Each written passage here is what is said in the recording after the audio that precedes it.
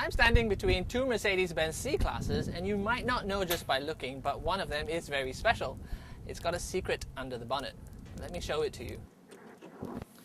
Now, most C-classes sold here have a 1.8 litre engine under the bonnet, but this is a C55, which means it has a 5.4 litre V8 engine hand-built by a small company named AMG, which is a subsidiary of Mercedes-Benz, responsible for all the motorsports activities, but also responsible for creating some of the best, most powerful cars that wear a three-pointed star.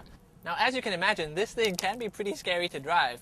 But to find out exactly how scary, I've got a heart monitor with me, and I'm going to strap it to my wrist and see what happens to my heart rate when I take it down my favorite road.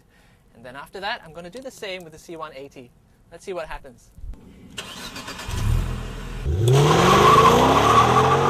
Okay, I'm about to start driving down my favorite stretch of road, and I'm not going to do it at anything silly, but I'm going to go as briskly as I dare, and let's see how fast my heart rate gets up to third gear. There's just so much power when you put your foot down that just ordinary corners start to feel a little bit scary already, and I can feel my heart going already.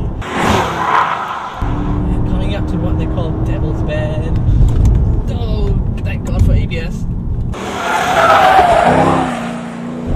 Lots of understeer on the way out. Turning into power oversteer, but thank goodness for ESP. I think I sent a few human monkeys out of the way there. Okay, we're up to a speed I shouldn't really be saying. Go around here in a nice, easy manner. And I don't know about you, but I can hear my heart beating from here. Oh, this thing's fast. And I'll tell you what, if you have the traction control turned off and you're a little bit sloppy with the throttle when you're pulling away from a junction, you'll have a lot of oversteer to play with.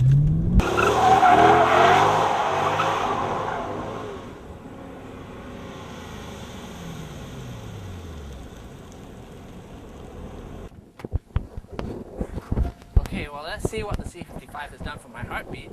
And according to my heart monitor, my peak beats per minute is 154. I wonder how much fat I managed to burn just doing that.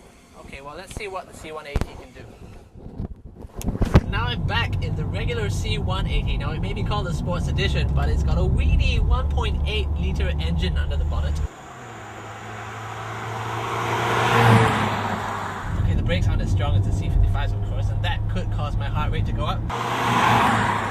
Let's see what the car is like around Devil's Bend. Not that high speed to slow down from. And full throttle out of the corner, but plenty of time to tell you how the speed's going. And believe it or not, I'm not even breaking the speed limit yet.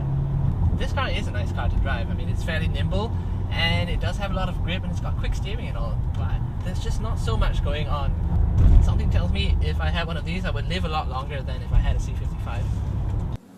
Right, after all that, according to my special heart rate monitor, the C180 managed to give me a peak reading of 121 beats per minute, and that's with assistance from a few suicidal members of the monkey family. Now, 121 beats per minute isn't really what would happen if, say, Natalie Portman were to walk by. So, even though these two cars look very similar on the outside, clearly their abilities to excite you are very different. And if you were to ask me which one I would take, it would have to be the C55, but only if my doctor said it would be okay.